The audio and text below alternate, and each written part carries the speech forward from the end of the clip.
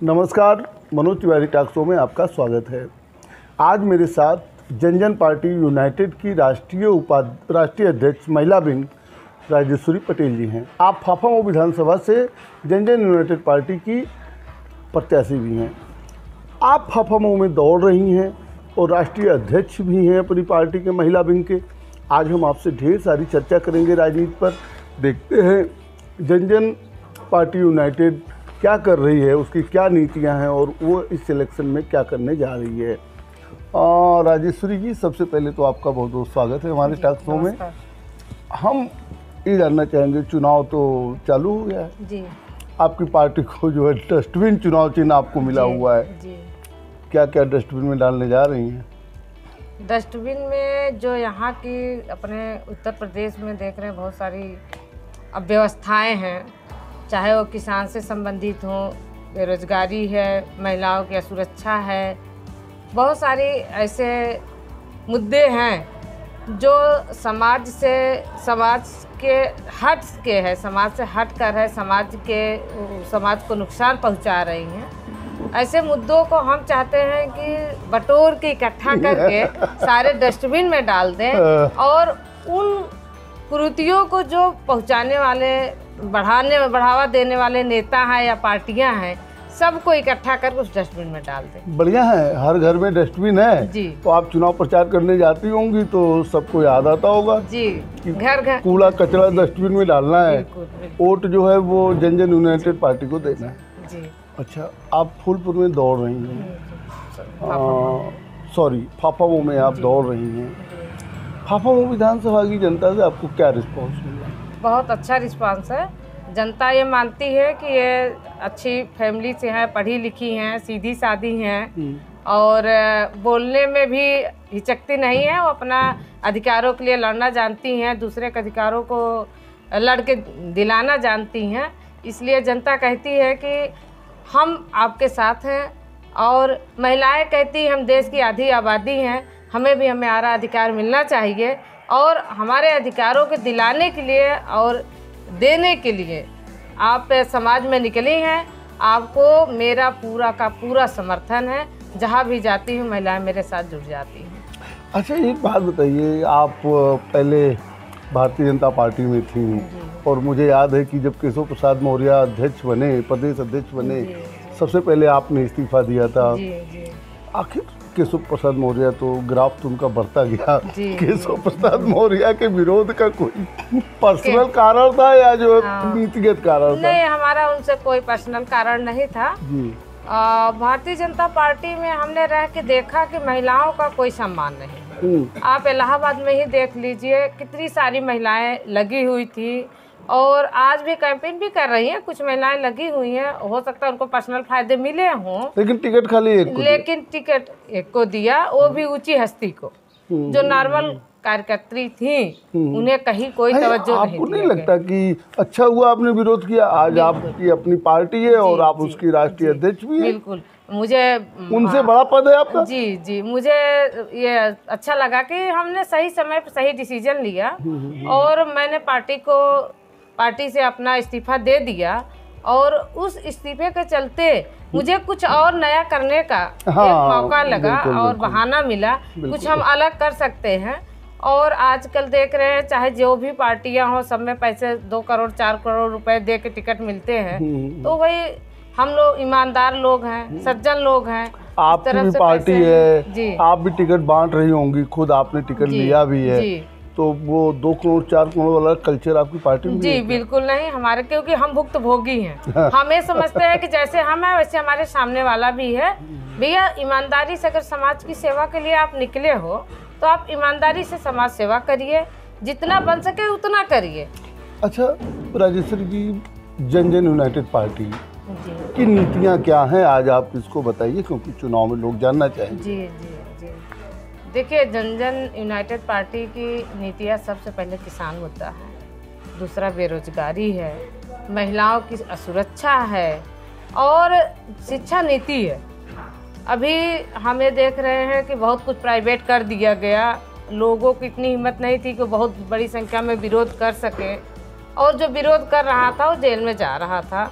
और ऐसा पिछला 5 साल गुजरा है कि अगर कोई कमेंट भी कर दिया तो उसको सरकार तो कहती है कि अपराधियों को जेल में भेजा जा रहा है। नहीं, ये सरकार मानती है ना, जो सरकार का विरोध करेगा वो सरकार की निगाह में अपराधी है, ऐसा जो उनको फॉलो करेगा वो अपराधी नहीं है। सरकार की वॉशिंग मशीन हो गई है जी। सरकार जो है वो उनके जो कार्यकर्ता हैं वो चाहे दिन दहाड़े किसी की बेटी को उठा ले, किसी के बेटी का रेप कर दे, कोई इशू नहीं। अभी आप देख लीजिए किसानों के ऊपर गाड़ी चढ़ा दिया एक नेता का बेटा और वो आज जेल से छूट भी आया और उनको गृह मंत्री पद से हटाया भी नहीं गया। अच्छा, 2022 चुनाव में आप तो फाफामऊ से लड़ रही हैं। जी। मैं फाफामऊ पे आऊँगा, फाफामऊ के बारे में पूछूंगा, लेकिन एज राष्ट्रीय अध्यक्ष हैं आप महिला विंग की, हम ये जानना चाह रहे थे कितने सीटों पर जनजन यूनाइटेड पार्टी लड़ रही है?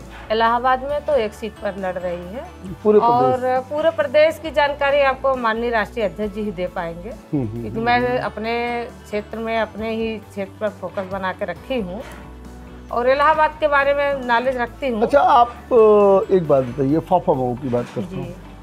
फाफामऊ के वर्तमान विधायक जो थे उनका टिकट भाजपा ने बदल दिया है। जी। उनका ये कहना था कि भारतीय जनता पार्टी ने बहुत विकास किया है, ये एक नया बहुत बड़ा पुल बन रहा है, इनर रोड बन रहा है, आउटर रोड बन रहा है जो फाफामऊ से होके जाएगा, सड़कों का वो कहते हैं करोड़ों रुपए लगा के सड़कें बनवाई उन्होंने। राजेश्वरी पटेल आज दौड़ रही है फाफामऊ के क्षेत्रों में, क्या उनकी बात कितनी सही है कितनी गलत है? देखिए, मैं आपको बस इतना ही कहना चाहूँगी कि भारतीय जनता पार्टी ने इतना ज़्यादा अगर काम किया है तो खदेड़ा क्यों हो रहा है? जिस विधानसभा में देखिए वहाँ लोग दौड़ा रहे हैं। पहला मुद्दा मेरा पहली बात ये है, और दूसरी ये है कि माननीय विधायक जी का टिकट क्यों कट गया? काम तो बहुत किया था भाई, अगर भारतीय जनता पार्टी ने काम किया है तो आप विधायक थे तो आपने भी किया है, लेकिन आपका टिकट क्यों काट दिया गया?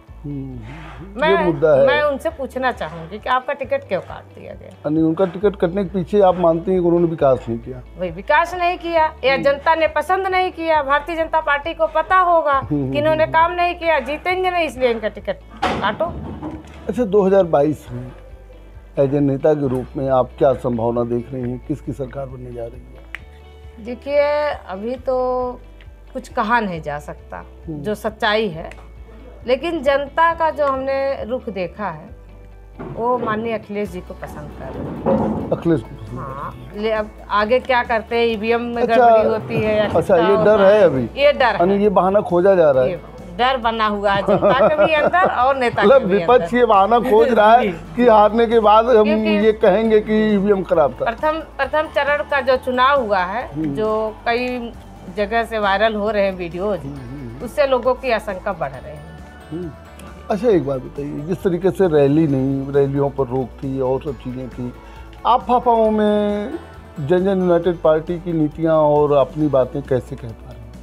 जी, मैं लोगों के बीच जा रही हूँ तो मैं यही कह रही हूँ कि देखिए, अगर आप हमें मौका देते हैं, भाई बेसिकली छोटी पार्टी है, लेकिन हम अगर एक सीट से भी निकलते हैं, हम आपके लिए लड़ने के लिए आगे हैं और आने वाले समय में और अच्छा करेंगे, क्योंकि कोई भी पार्टी जितनी भी बनी हुई है तुरंत तो पैदा नहीं हुई है, धीरे धीरे ही बनी है। बिल्कुल। तो आज नहीं कल ये भी बढ़ेगी और मैं संघर्ष कर रही हूँ, साथ में और लोग भी हमारे संघर्ष कर रहे हैं, हमारा शीर्ष नेतृत्व संघर्ष कर रहा है। आप एक युवा नेता हैं और क्षेत्र में जा रही महिला भी हैं साथ में, युवाओं की समस्या सबसे पहले आप बताइए कि क्या आप देख रहे हैं? जी, युवाओं की समस्या सबसे बड़ी समस्या नौकरी की। इस समय इतना बेरोजगारी है, जो बाहर कमा रहे थे, कोरोना के नाम पे सारी फैक्ट्रियां बंद हो गई, अब वो घर लौट के आए हैं, घर पे कोई काम नहीं है, कोई इलाहाबाद में तो कोई ऐसी इंडस्ट्री नहीं लगाई जा रही है कि जहाँ रोजगार मिल सके। हम कहते हैं आप रोड का जाल बिछा दीजिए, चारों तरफ बिछा दीजिए रोड का जाल, गांव में आप शहर में खूब विकास कर दीजिए, लेकिन हमारी 90% जनसंख्या 95% गांव से बिलोंग करती है। अब उनको खाने के लिए नहीं है, आप राशन बांट लीजिए, वो तो फ्री में आप कितने दिन देंगे? आप बताइए, आप राशन बांट के सबको अपंग बना रहे हैं। आप बताइए, अब आज आप ही अगर काम करना छोड़ दीजिए, घर में आप बैठ जाइए, तो आपका हाथ पैर चलना बंद हो जाएगा। तो फिर और भी सामाजिक काम होते हो, कैसे पूरा होंगे? केवल खाना ही तो मकसद खाना होता पेट नहीं है। वही तो मकसद नहीं होता है। और जब आप बेकार हो जाएंगे तो आप राशन क्या हमेशा तो बांट नहीं सकते हैं। आप बंद कर देंगे तो क्या खाएगा, क्या खिलाएगा अपने बच्चों का? अच्छा राजेश्वरी जी, अभी मैंने कहा कि आप एक युवा हैं और एक महिला भी हैं। जी ये जानना चाहते हैं, युवाओं की समस्या तो आपने बता दिया, जी। महिलाओं के बीच में जब आप जाती हैं तो महिलाओं की क्या समस्या है? देखिए, महिलाओं की सबसे बड़ी समस्या है खुद अपने पैरों पे खड़े ना होना। वो निर्भर है फादर पर, निर्भर है ब्रदर पर, निर्भर है हस्बैंड पर। और देश की आधी आबादी अपने घरों में बहुत काम करती है। मेरे ख्याल से एक सर्विस वाला जो उसका हस्बैंड होगा, वो जितना काम ऑफिस में करता है उसका 4 गुना काम करती है, और एक भी संडे नहीं मिलता। फिर भी उनका सम्मान नहीं है घरों में। गांव की महिलाओं को आप देखिए, घर पे खाना भी बनाएंगी, गाय भैंस सब करेंगे, और साथ में खेत में भी पहुंच जाती हैं। बहुत अच्छा आपने कहा। महिलाओं के कुछ संगठन हैं जी जो ये लगातार मांग करते हैं जी जी। कि महिलाओं को वेतन मिलना चाहिए, घरेलू महिलाओं को वेतन मिलना चाहिए, क्योंकि वो मर्दों से ज़्यादा काम करती हैं। क्या जन यूनाइटेड पार्टी जो है ये मांग कर सकती है या कर रही है? देखिए, मैं तो इस मुद्दे को रखूंगी। हाँ। भाई, अगर पत्नी घर का आपकी जिम्मेदारी संभाल रही है, तो आपकी जिम्मेदारी का मतलब ये है कि भाई आपका कपड़ा भी धो रही है, आपको खाना बना खिला रही है, आपको टिफिन बना के दे रही है, आपके पूरे घर की जिम्मेदारी देख रही है। आपके बच्चे तो उसके अकेले नहीं है, महिला का भाई दोनों लोग का, तो पूरे बच्चे की जिम्मेदारी, बच्चों को पढ़ा भी रही है। और उसके बावजूद अगर उसको सम्मान नहीं मिल रहा है, क्या करती हो घर में? दिन भर तो घर में रहती हो, सुबह 5 बजे से उठती है, रात को 10 बजे तक काम करती है, लेकिन जवाब में क्या करते हो? जब तक हस्बैंड आवे ना तब तक जो है इंतजार करती है। रात को 10 बजे हस्बैंड के खाने के बाद भी कुछ घर में महिलाएं बर्तन किचन साफ करके तब सोती है, 10 बज जाता है, 11 बज जाता है, जो मैं देख रही हूँ। फिर भी क्या करती हूँ? तो हम ये कहते हैं कि अगर आप एक काम वाली रखेंगे तो कम से कम इतना काम करने के लिए 15,000 से नीचे आपको वेतन नहीं देना होगा, कम से कम। बिल्कुल बिल्कुल। और इतने पर भी नखरे उनके आपको सहने पड़ते हैं। बिल्कुल। आप अपनी कुछ हम जो चाहेंगे हैं जन यूनाइटेड पार्टी से, भाई हस्बैंड अगर नौकरी कर रहा है तो उसमें से उसके लिए फिक्स किया जाए, जो उसकी सैलरी है, सैलरी से कुछ परसेंटेज फिक्स किया जाए, ताकि ये ना हो कोई इनकम नहीं कर। हर घर में झगड़ा करवाएंगे? नहीं, झगड़ा की क्या बात है, इसमें झगड़ा नहीं है, फिक्स किया जाए, इसमें झगड़े की बात नहीं है। सम्मान दिया जाए। कोई महिलाएं नहीं चाहती है हम लेंगे, कोई नहीं चाहती, हर महिला का ये सपना है कि मेरा परिवार। एक बात बताइए, चुनाव में लोग बहुत वायदे करते हैं, पूरे नहीं कर पाते हैं। जन यू पार्टी की प्रत्याशी आप फाफा मऊ से हैं, डस्टबिन आपका चुनाव चिन्ह है। आप जो है महिलाओं को या लोगों से जी कौन से ऐसे वादा करेंगे कि इसको पूरा भी करें? देखिए, महिलाओं को मैं यही प्रयास करूंगी, मैं अपने क्षेत्र की जो मेरे दिमाग में चल रहा है, मैं ऐसा क्या करूं कि महिलाएं स्वाभिमान से जी सकें। स्वाभिमान से जीने के लिए उनकी आर्थिक स्थिति अच्छी होनी चाहिए, अपने पैर पे खड़ी हो तभी हो पाएगी। आर्थिक स्थिति अगर अच्छी हो जाती है तो उनको हस्बैंड से भी ज़रूरत नहीं है, और वो इतनी मेहनती महिलाएं होती हैं, घर का काम काज निपटा के 4-6 घंटे 8 घंटे वो अपने आर्थिक स्थिति मजबूत करने के लिए जॉब भी कर सकती हैं। अच्छा, एक बात बताइए, जैसा कि आप देखती हैं चुनाव के समय हिंदू मुस्लिम मंदिर मस्जिद ये सारे मुद्दे उठ के जनता को भरमाया जाता है, इसके पीछे जो है आप किसका वजह मानती हैं? देखिए, ये तो नेताओं का है, वो पॉलिटिशियन होते हैं, हिंदू मुस्लिम करवाते हैं, लेकिन जनता बहुत समझदार है। जनता हिंदू मुस्लिम के चक्कर में नहीं पड़ रही है। अभी आप देखिए, बहुत प्रयास किया गया उत्तर प्रदेश में भी, जब आपका राम मंदिर बन रहा था तब से लेके अब तक भी प्रयास किया गया, लेकिन यहाँ की जनता बहुत समझदार है, हिंदू मुस्लिम मैटर में उलझती नहीं है और उलझना भी नहीं चाहती। अभी आपने हिजाब का देख लिया है मुद्दा, वहाँ कोई भी मतलब कि भाई संविधान ने हमें अधिकार दिया है, हम बोल सकते हैं, हम लिख पढ़ सकते हैं, हम कुछ भी पहन सकते हैं। अब कौन होते हैं निर्धारित करने वाले कि आप ये पहन के आइए? हाँ, दूसरी बात ये है कि थोड़ा सा मैं जो समझती हूँ, ड्रेस कोड जो होता है, मैं भी जब पढ़ती थी, मैं जीआईसी की पढ़ी हुई हूँ, फूलपुर जीआईसी की, तो मेरी भी दोस्तें थी, और वहाँ कस्बा है जो जहाँ मुस्लिम की संख्या ज़्यादा है, तो बहुत सारी लड़कियाँ हमारे क्लासमेट थी, आप इवन ये समझिए 50%, बट वो बुर्का पहन के आती थी। जैसे कॉलेज में एंटर, स्कूल में एंटर करती थी, तो बुर्का उतार के बैग में चला जाता था। पूरे दिन वो फ्री होकर पढ़ाई करती थी, सब अपना जो भी था अंदर। मतलब आप कहना को वोट के लिए जो है ये राजनीति की जा रही है। वोट के लिए राजनीति की जा रही है। अच्छा, भारतीय जनता पार्टी जिस तरीके से आक्रामक प्रचार करती है, जनजन यूनाइटेड पार्टी कैसे मुकाबला करेगी? देखिए, आक्रामकता जो है आज की जो जागरूक जनता है समझती है। भारतीय जनता पार्टी जितना आक्रामक होगी, जनता उतना ही नाराज होगी। पहले के समय रहा कि आप राम मंदिर के नाम पे भड़का लेते थे, मथुरा के नाम पे, आज भी आप काशी के नाम, लेकिन आज क्या हो रहा है? आजकल ऐसा कुछ नहीं है, कोई भी जुड़ नहीं रहा है। उसको पता है ये वोट बैंक के खातिर किया जा रहा है।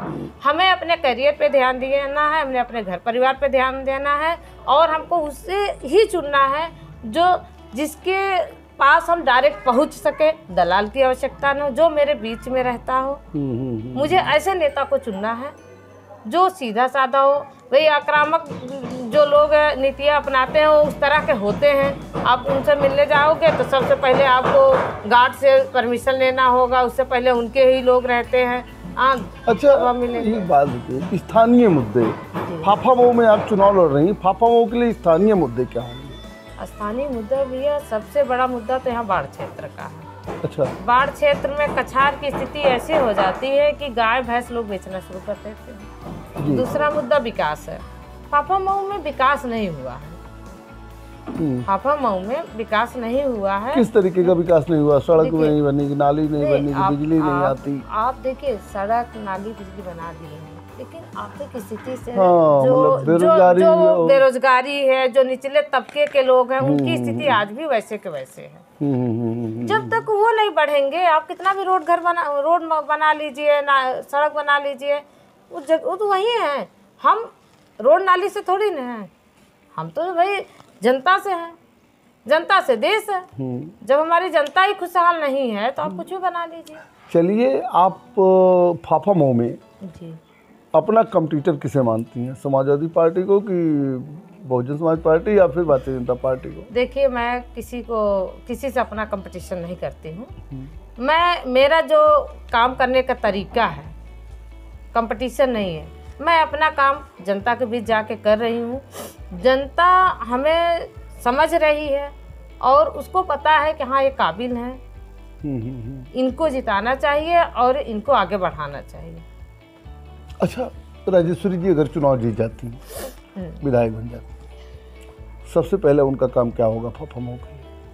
देखिए, अगर हमें हमारी जो विधानसभा क्षेत्र की जनता हमको मौका देती है तो सबसे पहले हम रोजगार की और यहाँ के जो किसानों की जो गाय, छुट्टे साढ़ है, छुट्टे गाय हैं, किसान का मुद्दा ये जो है, किसान से संबंधित, ये सबसे बड़ी समस्या यहाँ है फाफामऊ में। दूसरे को मैं क्या कहूँ, मेरा खुद का ही खेत नहीं बचा पाई, 1 बीघा पूरा गेहूँ चढ़ गए, हाईवे के बगल में था, पूरा चढ़ गए। तो मुझे जो लगता है कि जो मैं समझ रही हूँ, यहाँ का किसान बिल्कुल परेशान है, साढ़ से, गाय से, जो छुट्टे हैं जानवर, उनका निराकरण करेंगे, पहला मुद्दा। दूसरा जो है, यहाँ की बेरोजगारी दूर होनी चाहिए। कुछ ऐसा प्रयास करूँगी कि मैं यहीं पे कुछ ऐसी फैक्ट्री लगाऊँ, कुछ ऐसा रोजगार उत्पन्न करूं जिसमें हमारी विधानसभा की जो जनता है उसको रोजगार मिल सके, उनका पालन पोषण अच्छे से हो सके। और तीसरा, मैं कोशिश ये करूंगी कि एक भी बच्चा शिक्षा से वंचित ना रहने पाए। जो अभी मुझे जो लगता है, अभी सरकार स्कूल प्राइवेट करने जा रही है। अगर सरकार ने स्कूल प्राइवेट करने का प्रयास किया तो मैं उसमें अपनी जान लगा दूंगी। मैं प्राइवेट नहीं होने दूंगी, कारण आज फीस इतनी महंगी है प्राइवेट स्कूल का, आम आदमी पढ़ नहीं पाएगा। 1500 रुपये से नीचे फीस नहीं है प्राइवेट स्कूल की। आप बताइए, जिसके पास 100 रुपये ट्यूशन फीस देने का नहीं है, जो बंदा 400 रुपये दिहाड़ी कमाता है, वो अपने बच्चे की इलाज, इतना महंगा इलाज नहीं करवा पाता, इलाज के मारे लोग मर जाते हैं, वो इतना महंगा शिक्षा कहाँ से अपने बच्चा को दे पाएगा? प्राइवेट है, ठीक है, टीचर आते हैं, हमें मानते हैं कि ठीक है, आपका मानना है कि टीचर पढ़ाते नहीं हैं, लेकिन कुछ तो पढ़ाते हैं। आज भी यूपी बोर्ड के बच्चे जो है IAS PCS बन रहे हैं। क्यों नहीं बन रहे हैं ना, क्योंकि जिसके अंदर लगन है, जो गार्जियन केयर कर रहे हैं, वो तो बच्चा आगे निकलेगा ही। लेकिन आप प्राइवेट कर देंगे तो नीचे से ही जब वो पढ़ा नहीं पाएगा अपने बच्चों को, तो कहाँ उसको आगे मौका मिलेगा। अपने प्रत्याशियों के लिए प्रचार करने बाहर जाएंगे आप? नहीं, अभी तो हम प्रत्याशी को टाइम नहीं दे पाएंगे, क्योंकि अभी हम अपने ही क्षेत्र में व्यस्त रहेंगे। यहाँ से जब फ्री हो जाएंगी तब जाएंगी। जी चलिए, ज़्यादा समय नहीं लेंगे क्योंकि लंबा इंटरव्यू हो जाएगा। जी। फाफामऊ की जनता के नाम आप क्या अपील करना चाहेंगे? फाफामऊ की जनता के नाम मेरा एक ही अपील है, आप पार्टी मत देखो, व्यक्ति देखो। आप व्यक्ति देखो, आप प्रत्याशी देखो। ऐसा प्रत्याशी चुनो जो आपके लिए, आपके मुद्दों के लिए अपनी जान से जान लगा दे, लड़े, आपके लिए लड़े, और पढ़ा लिखा हो, दब्बू किस्म का ना हो।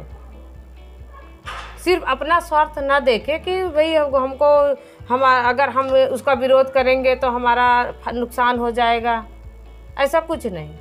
सिर्फ और सिर्फ आपके लिए, क्योंकि वो आपके वोट से जीतेगा। आपके वोट से आप पहुंचाने हो विधानसभा, आप पहुंचाने वाले हो विधानसभा। आप ऐसे प्रत्याशी को चुनो कि आप ये मान लो कि मैं हूँ, मेरा काम हो रहा है, मेरा काम होगा अगर जीतेंगे तो। जात के नाम पे या पार्टी के नाम पे बहुत ज़्यादा भ्रमित ना हो। चलिए, लेकिन मैं जनता के जो अपेक्षाएं हैं उस पर खरा उतरने की पूरी कोशिश करूँगी। चलिए राजेश्वरी जी, आप हमारे टॉक शो में भाग लें, इसके लिए आपको बहुत बहुत धन्यवाद। जैसा कि आपने देखा, राष्ट्रीय अध्यक्ष महिला विंग जन जन यूनाइटेड पार्टी की राजेश्वरी पटेल जी थी। आप फाफामऊ से विधानसभा प्रत्याशी हैं।